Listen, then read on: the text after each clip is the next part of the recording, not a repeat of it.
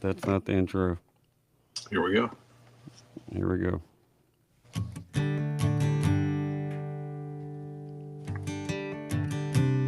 You've arrived at the Texas to Tennessee Podcast, your home for your favorite independent artists and a couple of guys you've never heard of.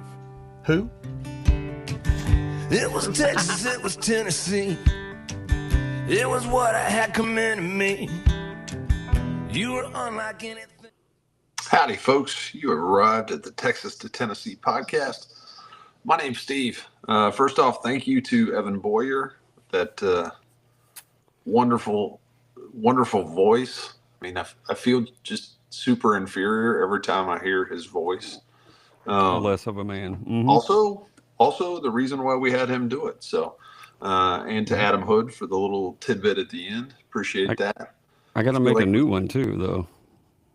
It might be time just to have one on reserve. Maybe an outro. Make one for Steph. Oh yeah, for sure. Mm-hmm. And then maybe a little something on the outro would be fun too. Mm-hmm. But yeah, whatever. We'll talk about that later. That's Soul Gravy up top. He's up top on my screen. I'm not sure where he is on your screen, but I'm not sure where I am. Period. But I'm glad to be here. Apparently preparing for the part 2 of the Texas to Tennessee storm from 2021 is what I was told. Okay, so yeah, we learned that there was a storm in 2021, and for some reason it was named Texas to Tennessee. I'm assuming that was the path of the storm. I think so. We didn't know that we had caused so much ruckus before the podcast even started, but you know, it happens. So solid. Well, bundle up and be safe, because we're gonna need you down in Key West here in about for Winter Death 2026. Yeah. I'm ready. Yes, sir. Folks, tonight on the podcast, this is our friend Austin Hamilton. Welcome in, sir. Good to see you. Yeah, thanks for having me. Yes, sir. We appreciate you taking time to. I'm sure this wasn't high on your list of things to do, but we're super excited to have you here. And we're going to ask you a few questions, but I guess to get started, do you mind taking a couple minutes and giving us a little bit of your backstory? So anything that you want to share. Sure. So, like I said before, grew up in Roaming Shores, a little town in Ashtabula County, Northeast Ohio, and this is kind of like a little bubble. There's a nice little lake there, but it's in the middle of nowhere, little lake town in the surrounded by cornfields, you know. But it was a good childhood there, and then I think that my dad bought me a guitar and taught me a couple chords, and I never really cared much for it. I just kind of hung it up on my wall and get it down to impress a couple of my buddies once in a while, show them that I know how to make some noises with it. And till about my senior year, I'd say probably high school, I started picking up an acoustic a little bit more and playing around, you know, just like campfires and stuff like that. People enjoyed it. So I figured I would try and, I think I might have set it down for a little while, even after that.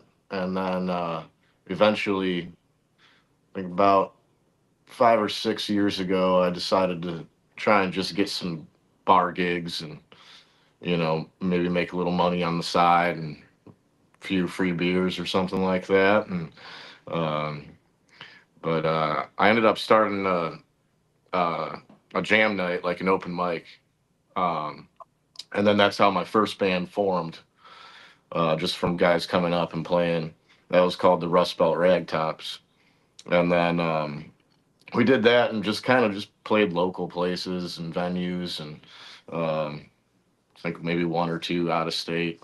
And then kind of decided to go in a different direction and started doing more solo gigs and everything like that. And then really kind of wanted to just get more into my niche genre, because that was kind of a little bit more mixed genre music, just guys having fun, you know. Mm-hmm. So I wanted to get a little bit more serious about it.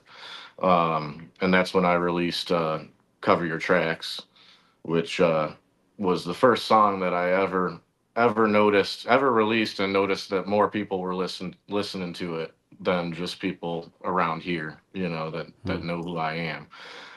So that was really exciting, and then really kind of got me to start taking it a lot more serious, and figured, maybe I'd like to travel and, get out and start trying to get into some of the circuits and playing different venues around. And so that's been a lot of fun, putting miles on the Forerunner and seeing, just going wherever I can, so anywhere Nice. anywhere that wants to hear me make noise.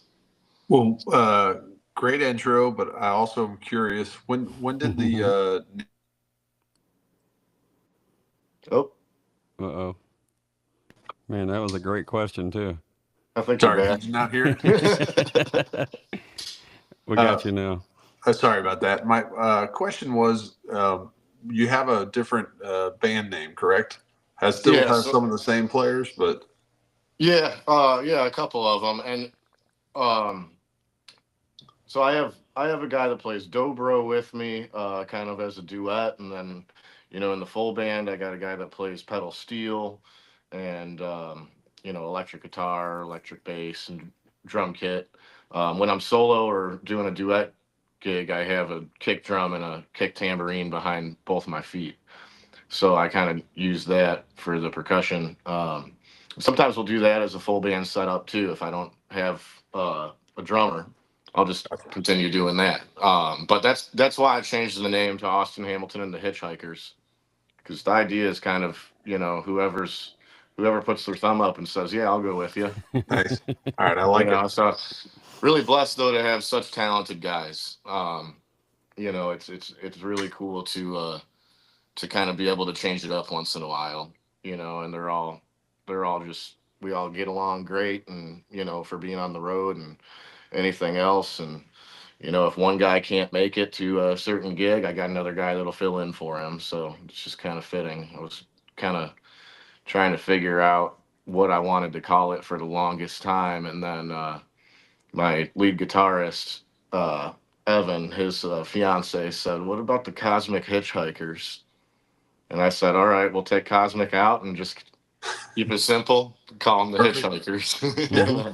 Well, the alliteration of the last name, with the H, that works. So you got 3 H's in that hitchhiker. Oh, yeah, I didn't think about that. Yeah, and I just kind of wanted to keep it, since I was keeping my name in there. When I'm doing a lot of solo gigs, it shows up on the flyer as Austin Hamilton. So, I wanted to make sure my name was in the band name so it doesn't get confused as being a complete separate thing, so they know it's still me, Sure. Showing up. Most of the time I'll play a venue, 2 or 3 times solo, and then eventually have the band come with me. Bring the band. Yeah, totally. Once I have a little bit of a following in the area, and, kind of build it up that way.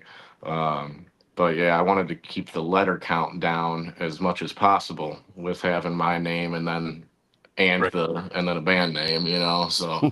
Yeah, makes sense. These are big decisions.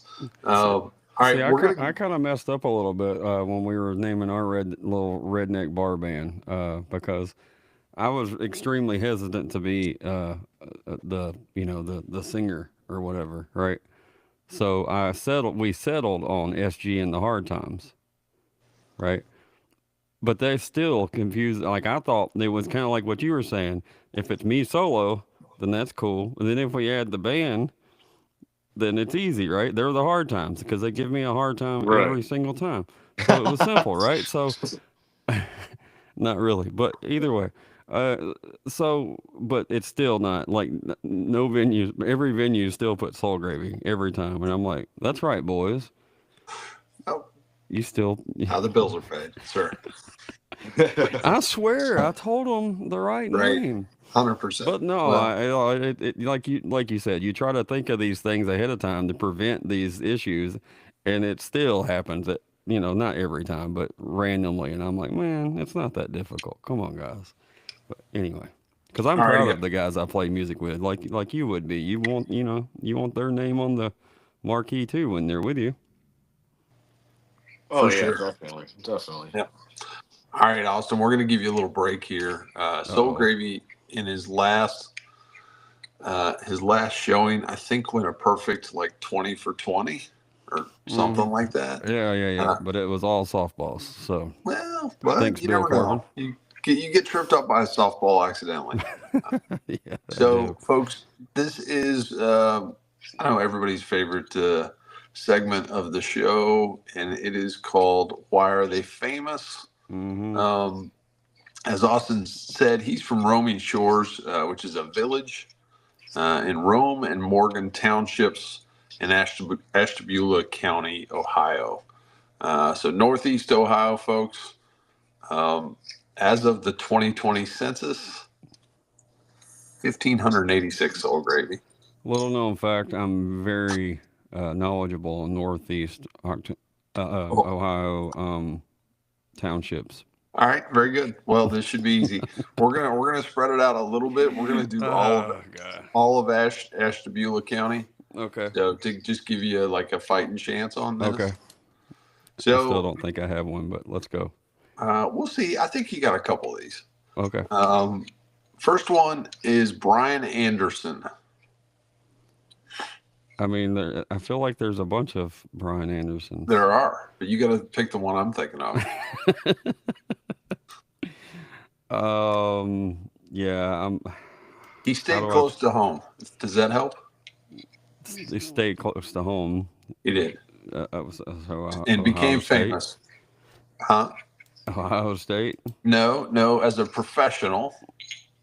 Yeah, so he was either Cleveland or Cincinnati. There you go. So I don't remember which one, but I couldn't remember if it was football or baseball. It seems like there might be a one in each. I don't know why. He was a pitcher for the Cleveland Indians. Okay, so I was thinking baseball. Yep, right. You're in the ballpark. All right, here we go. He played baseball once as when he was a kid. Right. This one I think will be a little tougher just because the name is so common, but I'm going to give you a little hint. John Brown Jr. Okay, what's the hint? Well, the hint's in the name. Oh, Junior. So he's John Brown's son. He is. That's good. I'm not sure what John Brown or Junior did, though. Well, John Brown Sr. Lived in Ashtabula County during the Civil War, but his dad was probably one of the most famous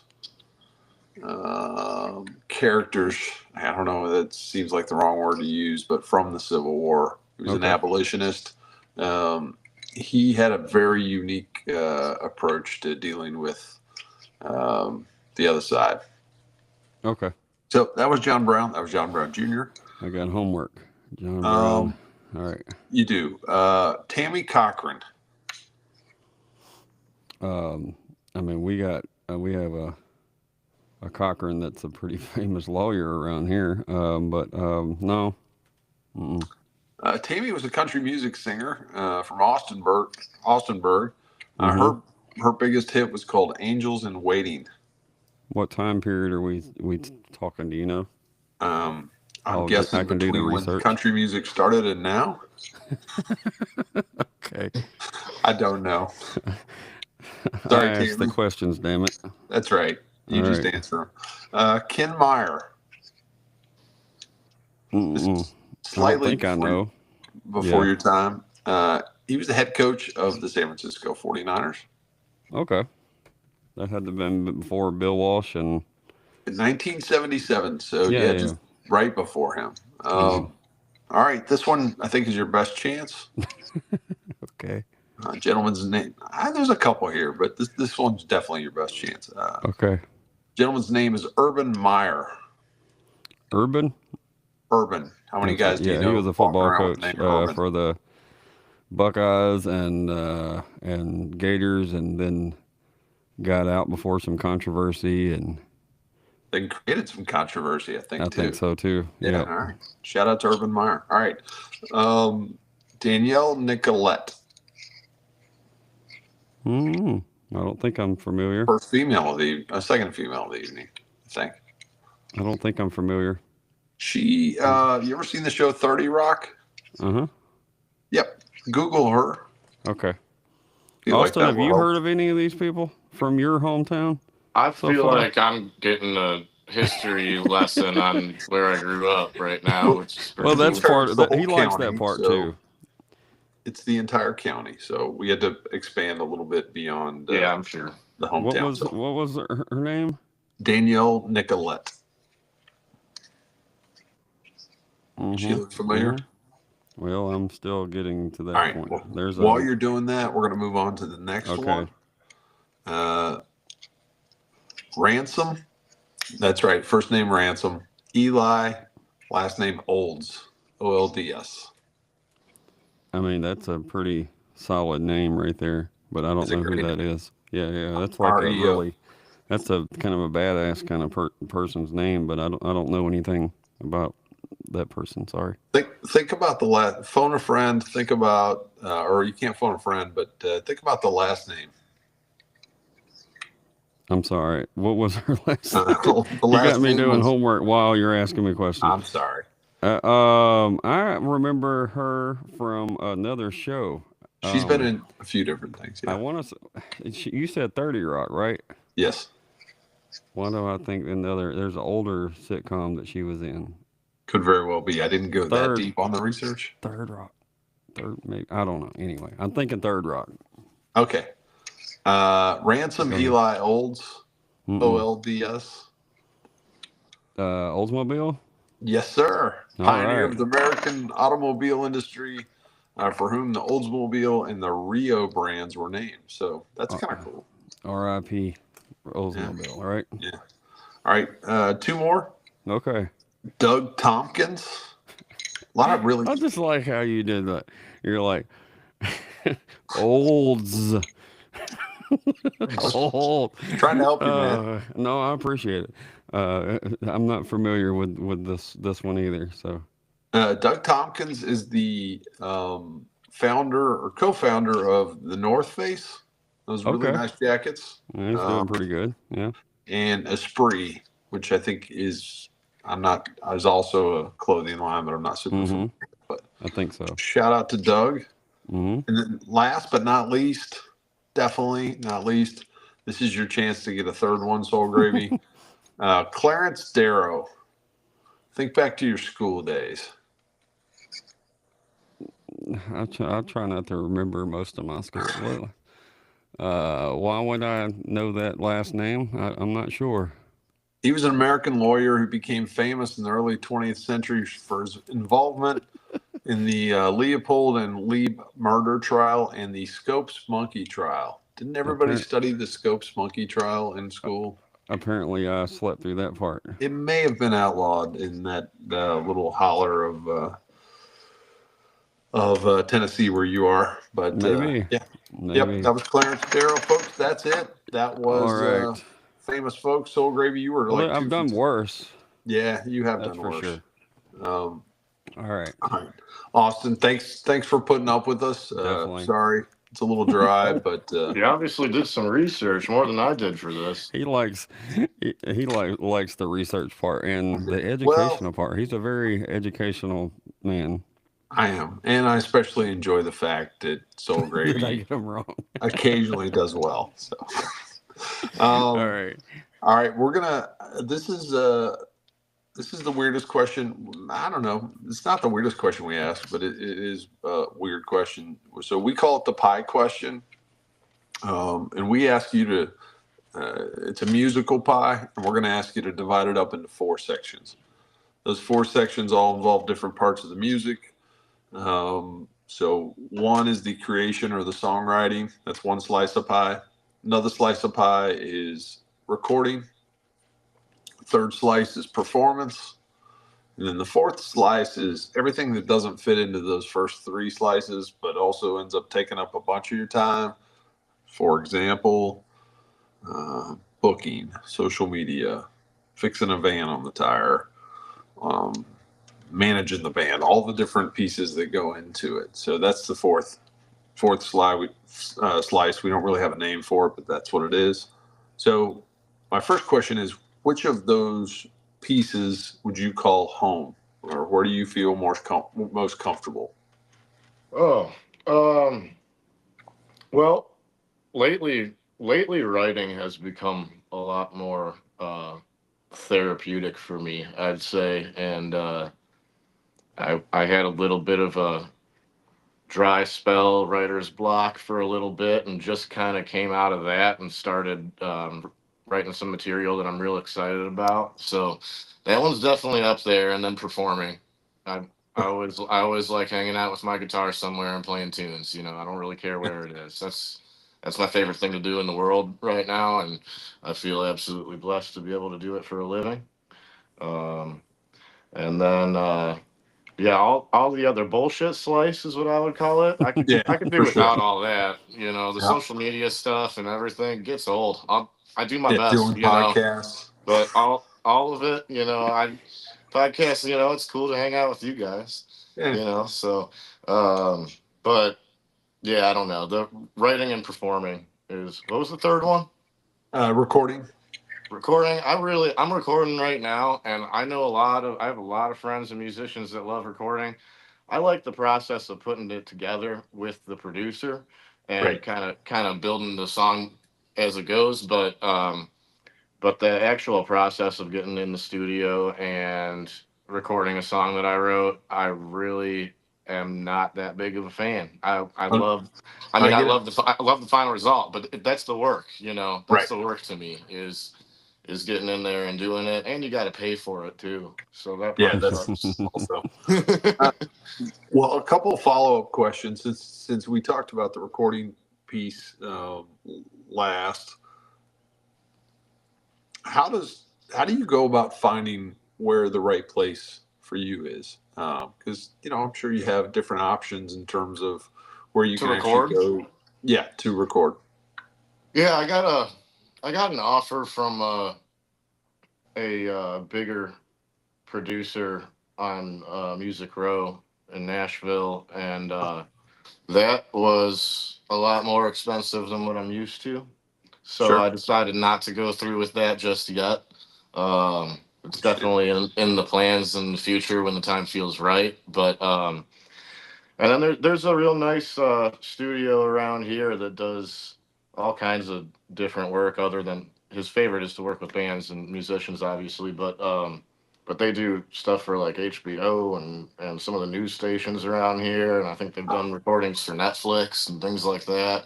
Nice. That's called Lava Room. We did some recording there. I mean, it's just a top notch studio.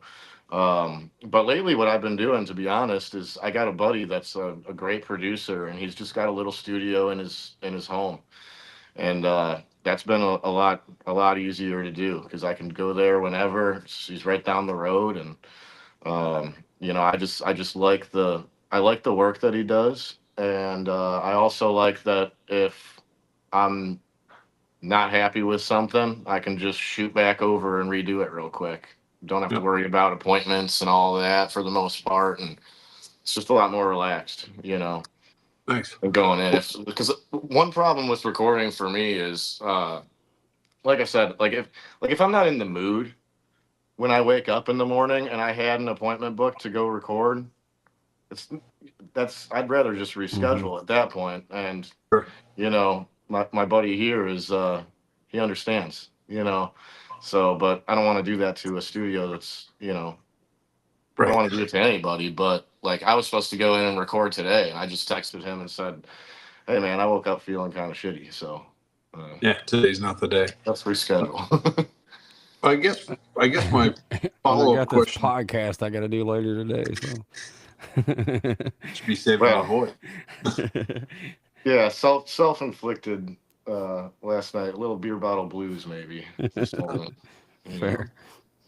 Um, all right. Well, I guess a follow-up question to that is, if let's say you were given advice to somebody who's just thinking about getting out to record their first, the first music that they want to put out, what would be the things that you would tell them to look for in terms of finding the right match with the studio? I would say somewhere that you can feel comfortable and relaxed, like you're just chilling playing music, because you don't want to overthink it. Walk in and have so much on your mind about how you want things to go. Sometimes you want to get in there and just feel like you're hanging out playing music with your buddies in your practice spot, and also having somebody that making sure you meet the producer, and somebody that you get along with, and that seems like one of your buddies to hang out with, because Yeah. it's just I feel like it's really there's more pressure that I tend to put on myself when recording, because if I'm performing live, I don't have that much of an issue with it going the way that it goes, any song that I'm playing, but if I'm recording, I might be thinking, oh, I want to make sure this part, the dynamics work out here, and then I want to make sure I remember to do that stop right here. If I don't do that live, I'm okay with it, because it might make the song a little bit more interesting in its own way for each performance. But I'll go into a studio and I'll be thinking about everything that I want to make right. But if I just get into a relaxing state of mind and I can just play the song, sometimes it goes better doing it that way than thinking about the way you want it to go. Try to lose control and kind of like, or try not to uh, worry about being in control of the way everything goes so much, and kind of let go and let things unfold the way that I feel like music and art is supposed to happen, Yeah.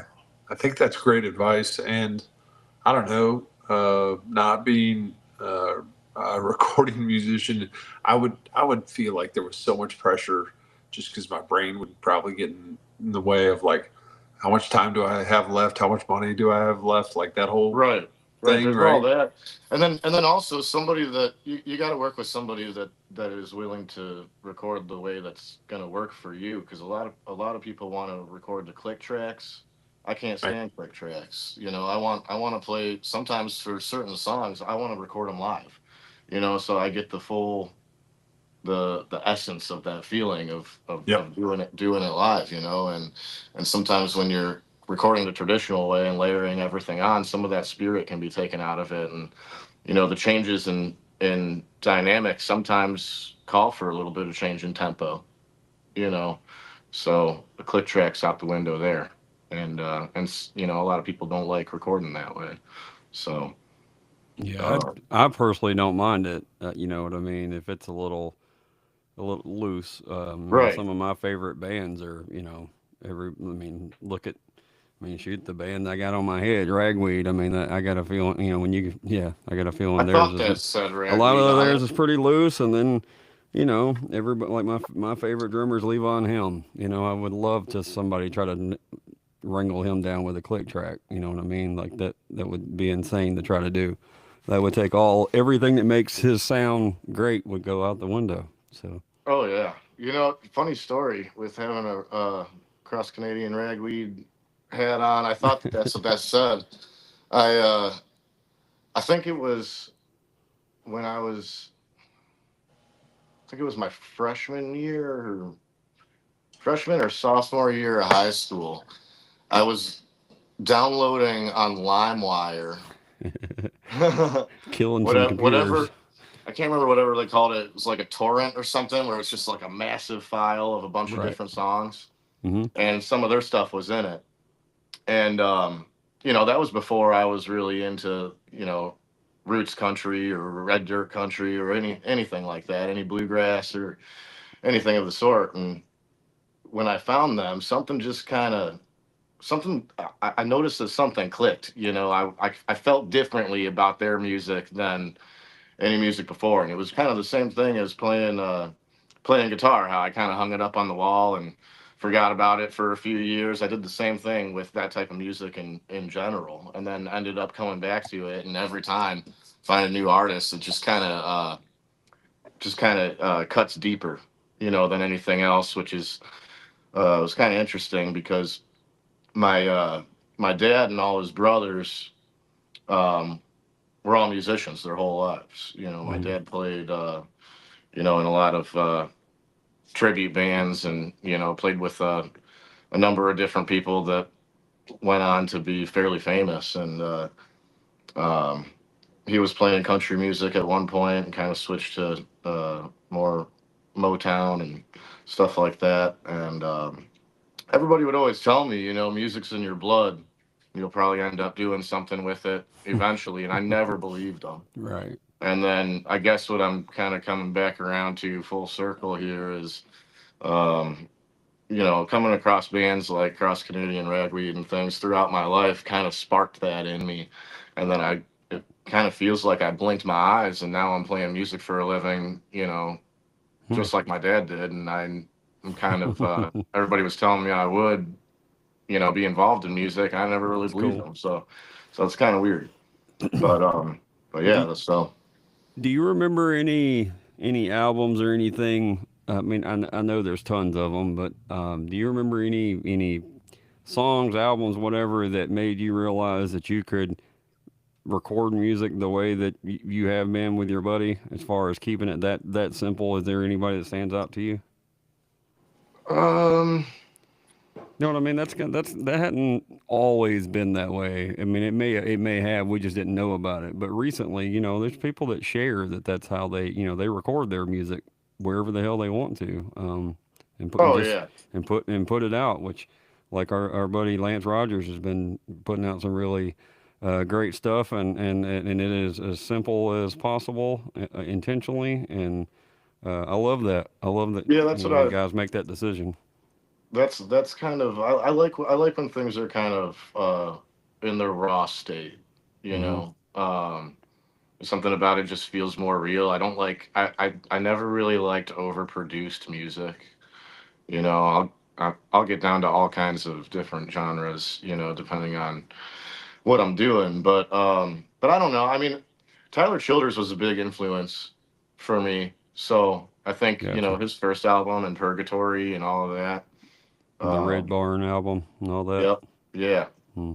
Yeah. So that stuff was, and then, yeah, I don't know. I think that really the way that I was kind of looking at it was I don't want to spend, thousands of dollars on a song, if I don't have to. And like I said, I just love the way, I love the way my buddy Dibby, produces. So it always sounds nice and full, and especially the songs that we're working on right now, I'm really excited to release kind of a little bit of a different style, Um, um, than what I've been doing after a little bit of a break.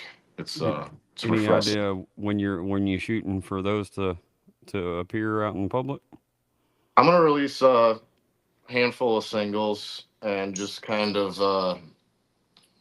I'm not quite sure what I'm gonna do with the instrumentation. I might just do because these are all kind of solo versions Hmm. that I'm releasing right now, and eventually I want to do full band versions of all of them. But I might just do. I already have dobro tracks on a couple of them, um, so it might just be me with the kick drum and tambourine and dobro. I might have a fiddle come in, or uh, I was I was really thinking about for a couple of these doing trumpet even, which I'm really excited about. I got a guy that's willing to do that, listening to the tunes right now. So with all that up in the air, I would like to get a song, the one that I'm working on right now. I would like to have it done within the next couple weeks, and then if that's Okay. the case, a month after that it'll be released. So I'm trying to stay on it and do things as quick as possible. But the other part of it is I probably do 4 or 5 gigs a week. So a lot of times, but after doing all those gigs, I don't have the voice to get into the studio. So I kind of got to play it by how the vocal cords are holding up as Hmm. well. But I think that one will be coming out soon. And then currently writing a couple more, so that I'm pretty excited about. So we'll kind of see. Every time I try to give a date or a timeline on something, everything changes. So Okay. so we'll So see. y'all make sure you go follow Austin's socials. I'm sure we'll say that again, but make sure you have extra reasons to go follow now, because That way, whenever all this comes together and he lets y'all know when the music is coming, you'll know. So it's simple. Yeah, I'll be posting stuff on there. Yep. Probably some teasers and things like that. And trying to keep up with it. All right. It's about that time, Tombo? Maybe. I was just enjoying listening. I turned the microphone off. It was lovely. Yes, it is. Now you know how I feel. Yeah, for sure. Okay. Austin, we're going to ask you to give us a little intro or an outro, your preference, on Cover Your Tracks. You'd already mentioned that you talked about it a little bit earlier, but that's a song that we're going to play. And then once we turn on the song, if you wouldn't mind hitting the quiet button, that way when Soul Gravy plays it, we'll get the best cut of it for everybody. But anything we should know about this one? Yeah, so that was the first song that I released for my solo career, and I really wasn't sure. I didn't know that I was going to have a recording to release from this experience, but I went out to Winchester, Virginia, to meet up with a great artist called Chris Hunt Jr., because he has a YouTube channel called Basement Boys Productions, and they have some awesome artists on there. And so I reached out to him, and he said, yeah, man, come on out and we'll record a video and get you on the YouTube channel. So I went out and did that, and then he ended up sending me the recordings stems, and said, if you want to go ahead and post this, you can, do that. So I sent him to my buddy that I was talking about, Dibby, that does my recordings for me here. And he just kind of mastered them a little bit and got them ready and went ahead and released that. But when I wrote it, I think I've had a couple family members and friends that have been through addiction, and, a couple of them that didn't make it through it, and a lot of people that have made it through addiction and getting clean have, said that they have to kind of get away from, their hometown, or get away from everybody that they're familiar with for a little bit to kind of just focus on themselves and get away from that temptation, or, whatever it is, even if those people weren't, a part of the problem. Sometimes they just got to get away. Mm-hmm. And so I wrote that song with some people in mind, but more so kind of about a fictional character, guy from this area that just needed to get, thought for some reason he needed to leave the country, so he wanted to get down to Mexico or something. And he's hanging out with one of his buddies, and he says, hey man, I gotta go, but I don't have a car. And his buddy ends up lending him a vehicle, and the vehicle had a jar of moonshine in it. So that's kind of the moral of that story, is that a lot of times, without even knowing it, is not to take it personally when people have to leave you, for a period of time, and without even knowing it, sometimes we can be enabling, So he takes that car down to the border and ends up trading it for a sailboat, and leaves the jar of moonshine sitting at the corner of the boat, and leaves his troubles behind and goes on to have a whole new life. And we don't know what happens with him after that. So to be continued. That's all I got on that song. All right. All right, here we go, folks.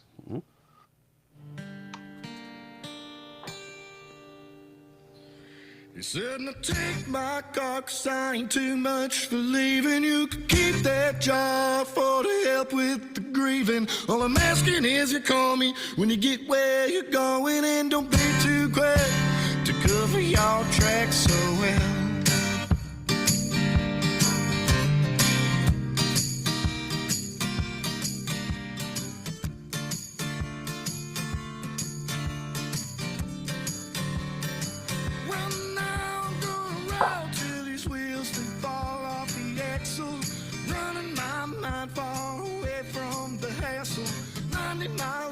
Couldn't be too fast.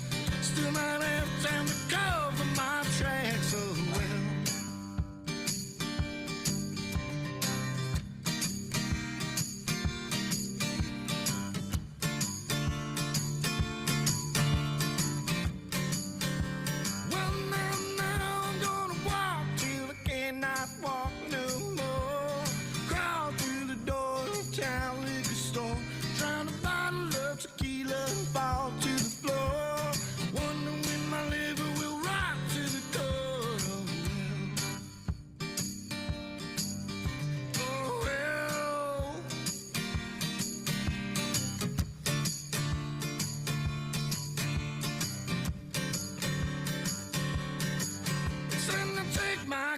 'cause I ain't too much for leaving. You can keep that job for to help with the grieving. All I'm asking is you call me when you get where you're going, and don't be too quick to cover your tracks so well.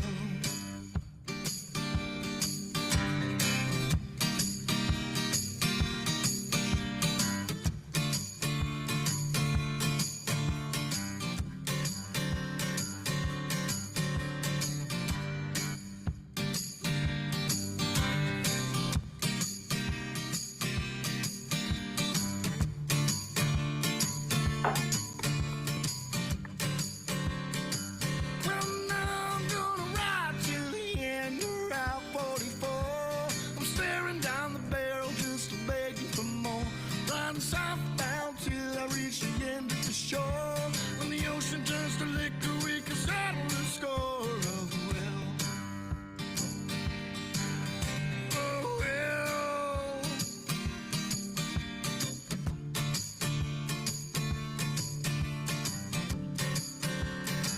Well, now it's in the hay they say, looking to beg you for a favor. You could take my car and I will pay the rest in labor. Send down the coast until I reach the border. Leave my worries at the border. Goodbye, I'll see you later. Oh well.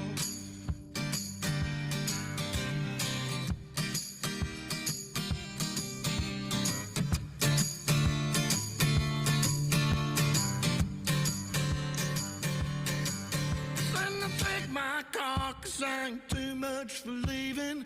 Keep that job for to help with the grieving. All I'm asking is you call me when you get where you're going, and don't be too quick to cover your tracks so well. Yeah, man.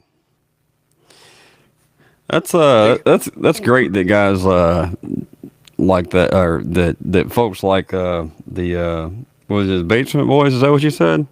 Just I know they're not the only ones, but there's a bunch of folks out there that do stuff like that for artists and give them places to be heard and seen with their channels and all their socials and whatever. That's great that those avenues are out there for folks. Hang on. Okay, I got you. You're Yep, there we unmuted go. now.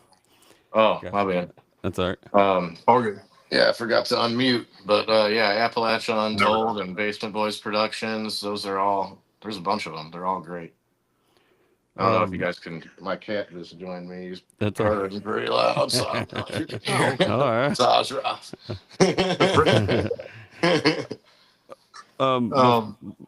Go ahead, ahead. I'll follow up after. No, I was just gonna say, I prefer a voice that has a little rasp and a little sizzle, or kind of that what you have working. Grit, But I'm yeah. curious how you go about taking care of that voice, because you just mentioned that you're playing 4, sometimes 5 shows a week.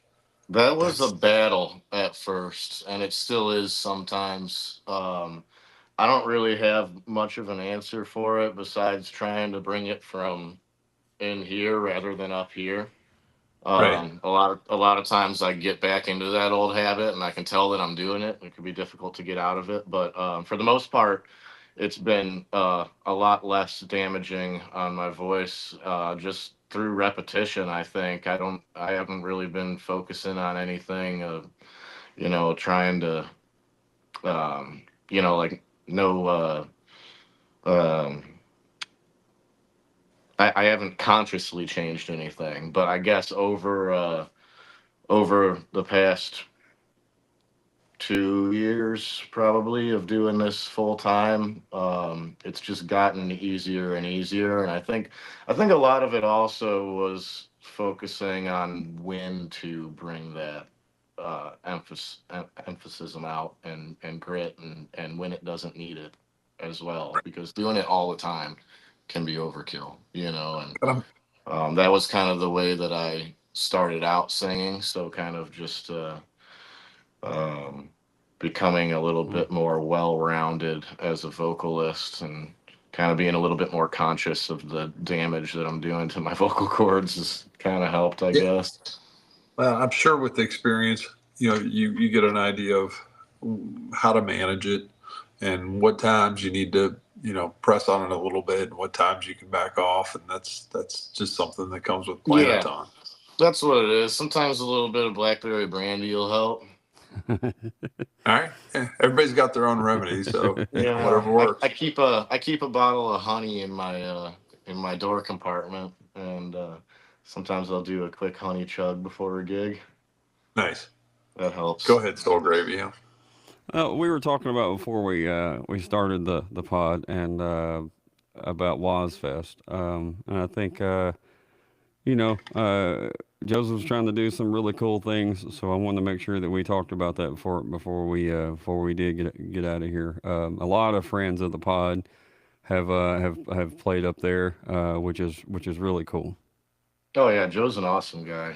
I mean, everybody up there. I've met so many cool people through going out there, and it's a really cool listening room. Can you Everybody. kind of describe to folks what we're talking about, what we were talking about before we started? Yeah, so I mean, it's there's chairs lined up. He started out in an American Legion and built a stage that he would set up for it, and had just some amazing artists come out and give him a spot where for the people in that town, and the past couple times there's been people that have driven uh, up to 3 hours. I noticed to just come to that spot and listen to some good artists, and I think it's really cool. He's got the sign up that says please STFU and listen to the music, so that's always there, and he just kind of gives a speech before Good deal. anybody gets up to perform, and kind of says, hey, we want to make sure everybody can listen. These are lyrical songs and a lot of stories, and people want to have a space to not have somebody yapping in your ear next to you, the whole time you're trying to listen to the music. So it's just a really cool venue, and we just recently moved it almost directly across the street. I think it's a cool little theater that has a raised up stage, and the whole backdrop is like a theater scene of the stage, where it has doors and windows of like a little cottage, and so it's a really cool new venue that he's moving it to and rebranding it to the Bad Buffalo Listening Room. We got some awesome merch for that too. So Nice. It's around looking forward Buffalo. to getting a T-shirt. It's up near Buffalo, New York, right? Is that where? That's where you Yeah, said? yeah, Alden, Yeah. New York. It's about 40 minutes from Buffalo. 40 Oh. minutes south of Buffalo, I think. And yeah, I'll be heading there next month. I don't know the exact date, but That's I got it in my calendar on my phone. I know he's just one of a bunch of places like that. Not enough places, but a bunch of places that are trying to do that, whether it be small festivals or you know or listening room setups like that, which is I know, especially guys in that vein of music and the songwriter guys. One that comes to mind first is J.D. Graham. I know Oh they yeah, love. They don't really want to play a rowdy room. With the music that they write and they sing. right. They want to. So rooms like that benefit those guys tremendously. So Oh yeah, and I like both. I don't mind understand. playing. My one of my favorite places to play around here are just the little dive bars. If I could make a living playing dive bars for the rest of my life, I would not be You upset. you probably are, but I guess the difference is you already know what songs you can get away with in the dive bar and which Right. ones if you're trying to what I mean, if you're trying to play Yeah. an album worth of tough songs like JD writes, that's tough to cram that down people's throats in a redneck bar. Oh yeah. So um, so yeah, I agree with you though. I enjoy it too. The goods and the bads and everything that happens in front of you that can be a little wild at times, funny and Oh whatever yeah. else. You never Once in a know what while, the hell you'll see. you got to remind somebody you're not a jukebox. Which can That's be all. fun too, just to tell them. Sometimes the smartassness is fun too. But Oh yeah. Yeah. Exactly. Yeah. you got another question before we get to the I rapid I fire? always have questions. I I know, always I have know. questions. I just didn't want to keep skipping over you. I've been talking a lot more tonight. No, you're good. We were going to do part two of why are they famous, but instead I'm going to ask you. Um, Is there one of that the many things I more like to famous do, people from the county? right? One of the Okay. things I like to do, Austin, is do a little bit of research and look at your tour schedule. Um, Super impressive. So I looked at the first couple months of the year. Oh yeah. You are loaded up. So I feel like you could also give some tips to some folks because I know there's plenty of folks out there trying to get places to play. Tell us about what works for you because obviously something is working and Yeah. curious about kind of what your strategy is or anything that you'd be willing to share. Yeah. I mean, I think last year I did over 200 gigs. Um, but like I said, I'm just starting to kind of get out and tour a little bit on the weekends and stuff like that. But on a local level, I think that something that really has helped me, which might, not be uh, in certain areas for certain other artists, but is that up here, there's not really many people that specialize in the niche that I do. Okay. So there's not, we have a ton of great musicians in Northeast Ohio, but it's not until you go further south, like once you hit Columbus area, Cincinnati, and further south from that people kind of there's more and more artists that kind of stick to the same genre that most of the artists that you guys have on your podcast are in, and up here there's not many. So if a place wants someone that sticks to just that, there's only a few to choose from. So I Okay. think that might be one thing, like a supply and demand type of thing. Mhm. But advice would just be, if there's a place you want to get into, you know, if you just frequent those places, go in, meet the people, show that you like their spot and you want to play there because you like their location and what they're doing there, and maybe even offer to play a few tunes, on a night that they don't have anybody there, and just say, hey, if people like it, maybe book a gig with me. And I've started out booking a lot of monthly places, and because I was doing construction work, I was a union bricklayer for a while, and then I did some excavating and concrete, and I would do gigs after that. And then it wasn't until I kind of realized that I was making more money from the music than I was as uh, a journeyman. So I figured if I could pick up some more gigs and do what I love and get I like working with my hands, but if I'm being honest, playing tunes is a little bit more enjoyable than being in the mud all day. Understandable. So so I just kind of just try and pick the places that I like to hang out at, and try to book monthly at those places, and started out doing that. And then but the real goal is to get out and start getting around, getting out of Ohio and getting around the circuits and playing where everybody else is that I look up to and listen to. And so, like I said, next month I'll be going to out to the Bad Buffalo listening room, and then I think the month after that I'll be going out to Missouri, maybe Oh, nice. adding Yeah, I adding saw something Litany, else. Place, yeah, I think there's a place called the Farm the up farmhouse. there. Yep. Yep. Yeah, yeah. So I'll be going up there sometime in March, I believe, maybe somewhere else on the way, and then after that, I think I'll be hitting that again a few months later after a gig in Nebraska. So definitely some driving, Yeah, but for sure. but yeah, I don't know. It's I know that some other areas can be very tough because there's a lot of people that are doing exactly, you Sure. know, Mhm. what I am in Well, in a lot of these other areas. So I do think Boston. it's great. No, sorry to interrupt. I do think it is great advice though, a lot of what you're doing, or at least from what you said, it sounds like there is some face-to-face interaction that's going on, and Oh that yeah. can always be the case, especially as you expand your touring circle, but or the touring map. But um, you know, it's a lot harder to say no to somebody face to face than it is in an email. That's for sure. Yeah, I mean, if it's a place that you can get to, I mean, even some of the bigger venues, like in Indianapolis, Duke's Indy was Mm-hmm.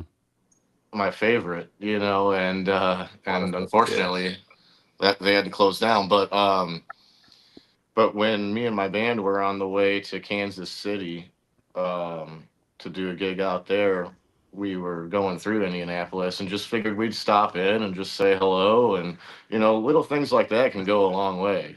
Just kind of, it was cool. They let us in to see what the artist that was playing, and gave us some beers and some hats, and sent us on our way. And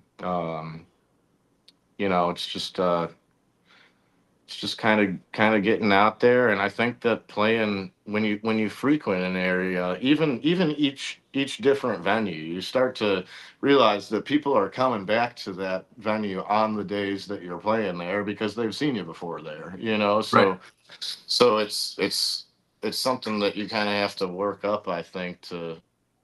And then once that place starts getting busier and busier, when you're there, the owners are going to be happier.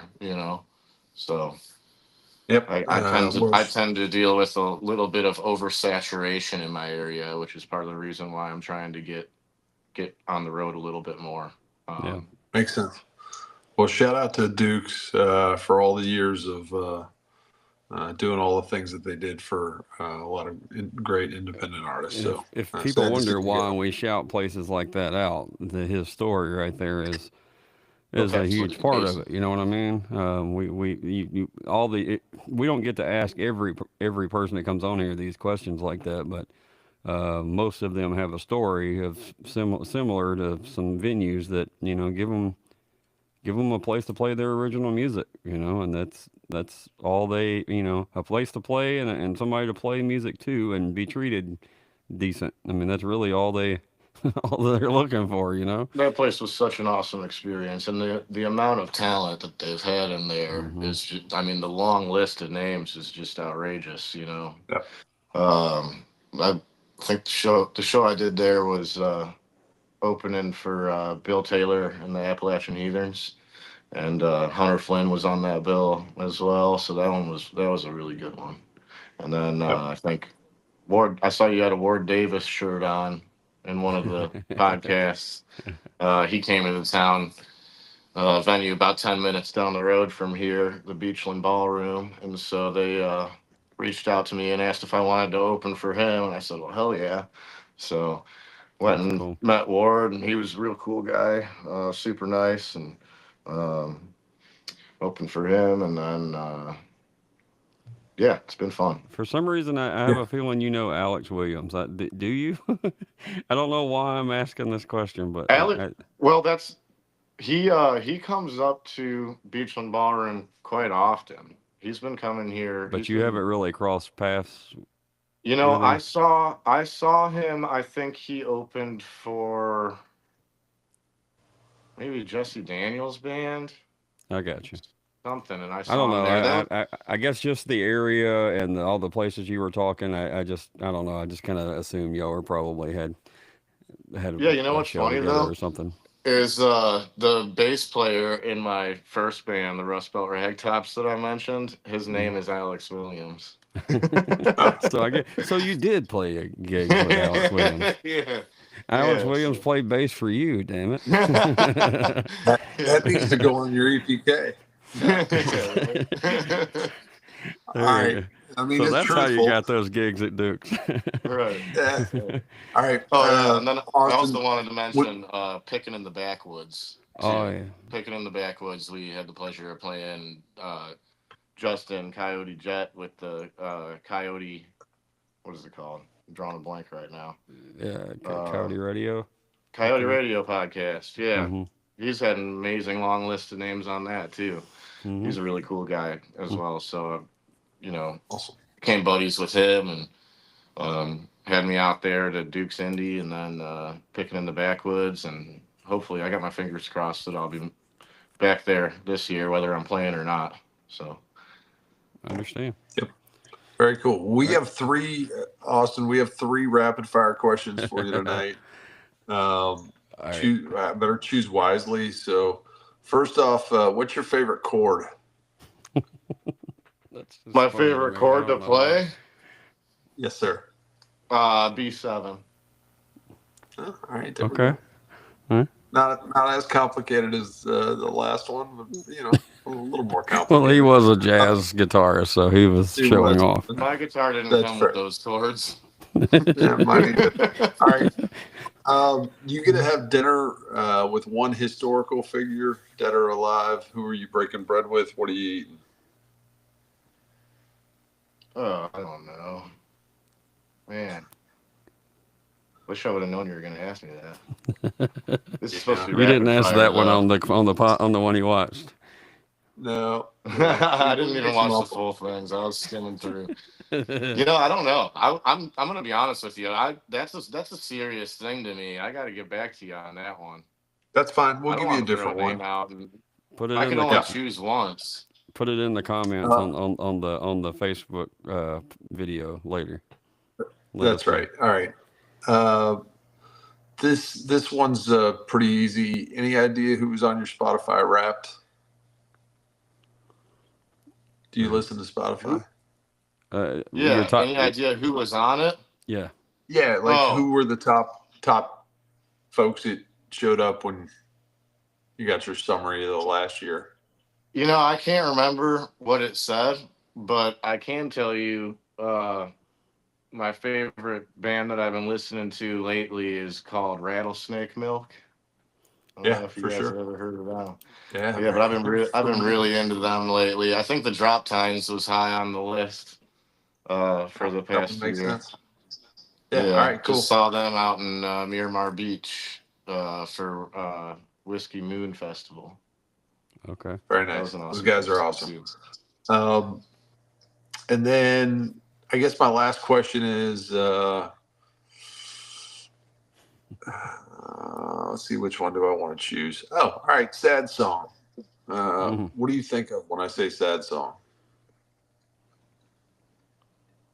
My favorite kind of songs. Is there one that comes to mind, especially when I say sad song? Well, I think one of the saddest songs ever written is Broken Window Serenade. Yeah. I just mentioned Whiskey Moon. That's Whiskey Myers Festival out there in Destin, Florida. But yeah, I like playing that song. That's probably one of the saddest ones I can think of off the top. Okay. Yep. That's a winner. All right. Well, that was Rapid Fire. Soul Gravy is all yours. All right. So y'all make sure you go follow Austin on all your socials, wherever you stream your music. Hit that follow button there too. We talk about that, unfortunately, artists have to build kind of a resume and a packet to present themselves to venues and all those things. So all the views, all the interactions, all the follows, all the shares with your other music loving friends helps every independent artist out. Go to a show, shake a hand, buy some merch. To any independent guys that come around your area, you will not be disappointed. I guarantee that. Hopefully. All right, guys. The last question. Well, I'm guaranteeing shit of people I don't know who they're going to go see. That's true. They could have a bad night. I don't know. Anyways, Austin, this is the most important question. It started out as a joke on episode 1, and now is a requirement that we ask. And he did his homework. So, ladies and gentlemen, Austin, what is your favorite Little Debbie snack? Yeah, I did do my homework. I had to look up. It's Nutty Buddy bars for sure, but I had to look up what the because I noticed you asked that, and I didn't even know that Nutty Buddy bars was a Little Debbie snack until I looked it up. You just knew you liked them. So that made it easy. Okay. I got an empty box in my cupboard right now. So I'll show you if well you need done. fruit. I'm not lying. I like them. sounds good. All right. Well, folks, thanks for joining tonight. We appreciate you being here as always. If you haven't subscribed, people ask once in a while, what can we do to help y'all along the way? And I mean, if you want to send Soul Groovy a bunch of cash or one of our artists a bunch of cash, that's great. But honestly, the thing that you can do is subscribe on YouTube, follow along on Facebook. It's all free to do that. But also throw a review on Apple or Spotify. We don't ever ask for that. I feel like we should, so I'm asking tonight. Any interactions? Any interaction helps. And come back tomorrow because 8 p.m. On Wednesday, it's the Off the Rails band with Zach and Jared. I guarantee it's going to be entertaining. So, Austin, thanks for joining us. Appreciate it. Thank you, guys.